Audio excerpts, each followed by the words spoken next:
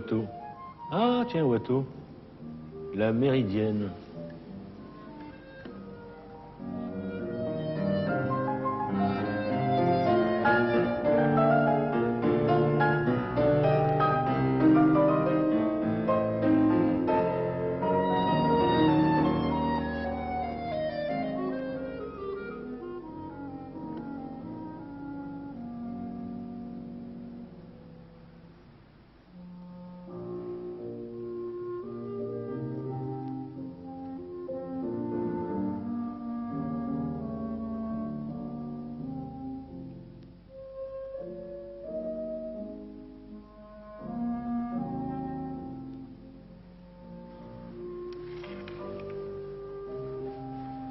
Et là, Louis Watteau aussi, Vêpres. Ah, un peintre qui parle du travail et qui peint les paysans au travail. C'est pas si courant à l'époque, il me semble. Ah, au fait, quelle époque?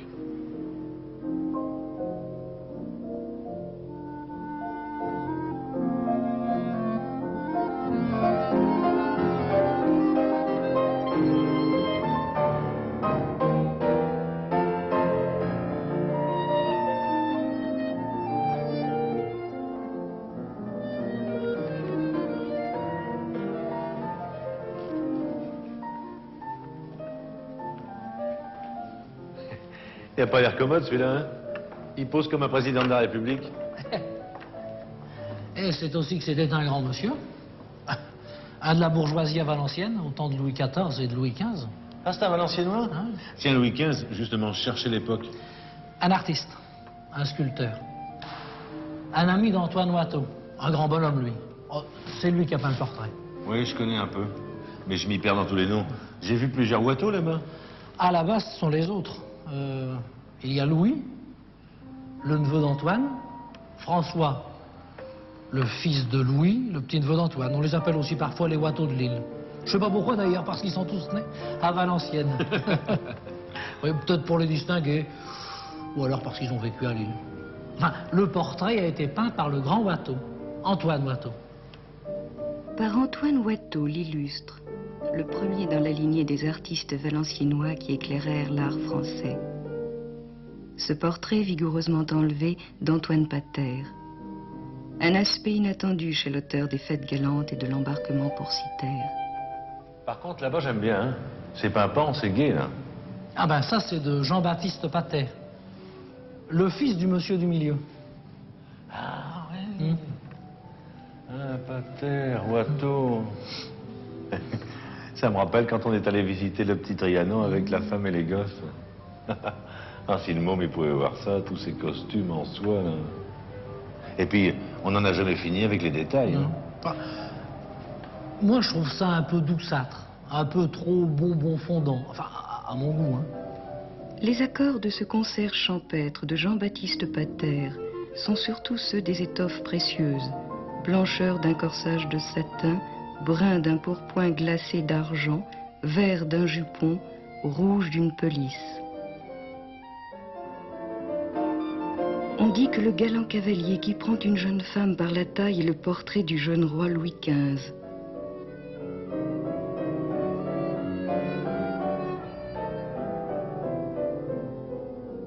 Tiens, regarde, défaillance. Oui, je sais, on en voit beaucoup. Mais celle-ci, c'est pas fréquent, hein. Saint-Amand? Non, non, Anglefontaine. Je vais te montrer autre chose. Attends, je vais poser mon escabeau.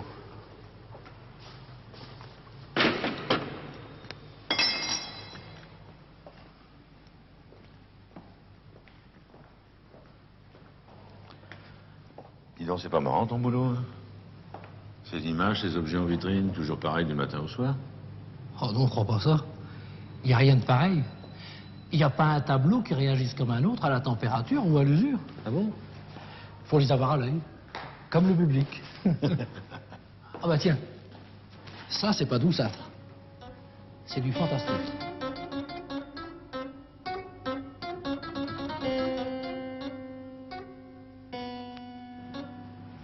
Ah, c'est spécial, hein?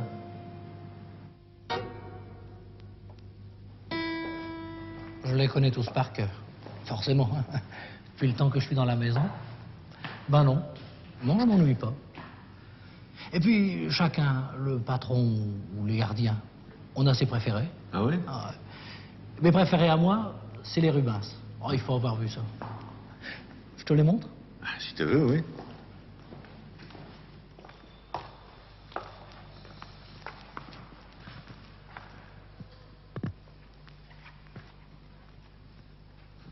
Oh, dis donc.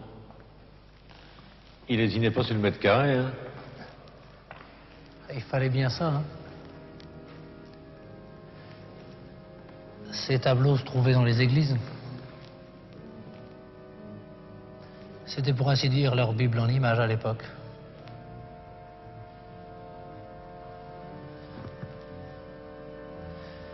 C'est le prophète Élie servi par un ange.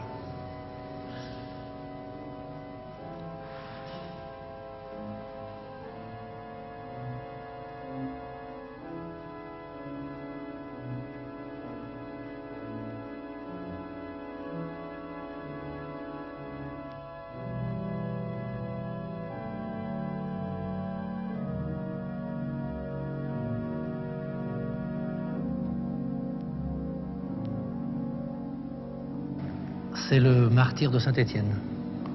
Ah. Il provient de l'abbaye de Saint-Amand. Il se trouvait en haut de 33 marches de marbre blanc. Oh, je t'ai songé. Ah oui, ça a de la gueule, hein?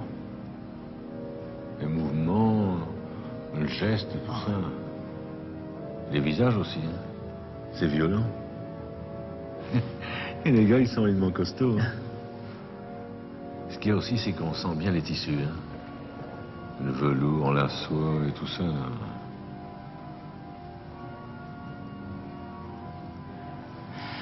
Moi, ce qui m'épate toujours, c'est comment il a mis tant de personnages les uns au-dessus des autres sur le volet de droite. C'est pourtant pas large comme surface. Non. 1, 2, 3, 4, 5, 6, 7, 8, 9. Ils sont 9. Non mais tu te rends compte? Puis ça monte facile.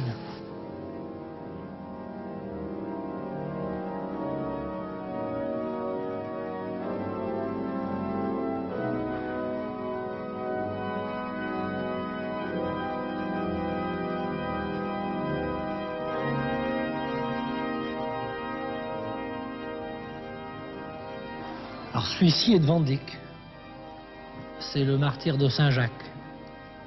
Il avait été commandé par l'abbaye de Saint-Jacques à Valenciennes.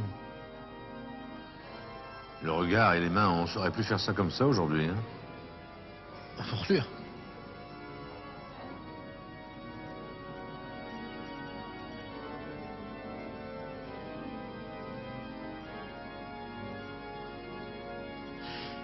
Et le bleu du manteau, regarde. Ouais. C'est le bleu Van Dyck, comme on l'appelle. Il paraîtrait que personne n'a pu le retrouver. Non. Le prince charmant de la peinture anversoise du temps de Rubens fut le principal fournisseur des tableaux d'église que la contre-réforme triomphante multipliait dans les Flandres. Colorés chaleureux et fondus à la manière des Vénitiens. La sensibilité humaine de Van Dyck contraste avec la puissance affirmée de Rubens.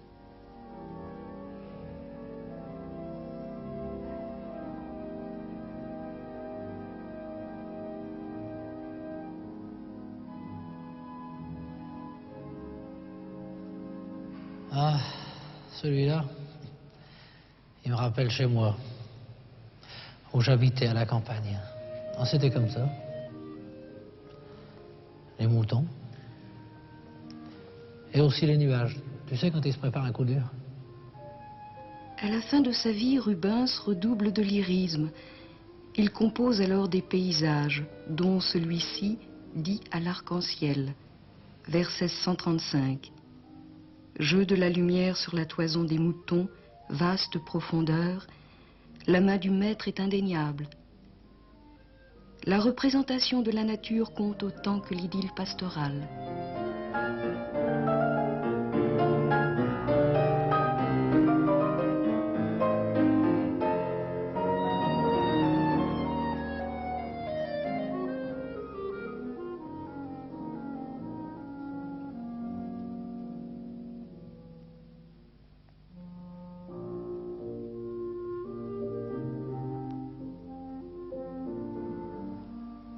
celui-là. Pour sûr que tu trouveras pas la signature.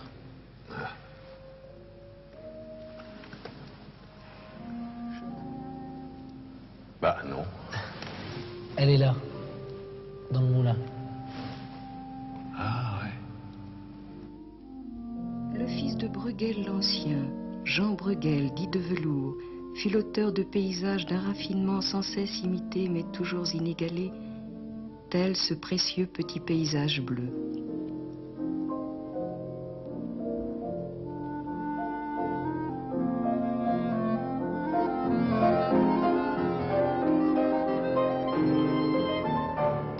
Dis donc, j'oublie mon boulot dans tous ces paysages, moi.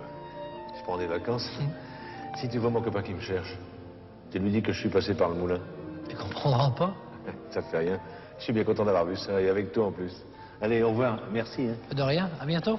À bientôt.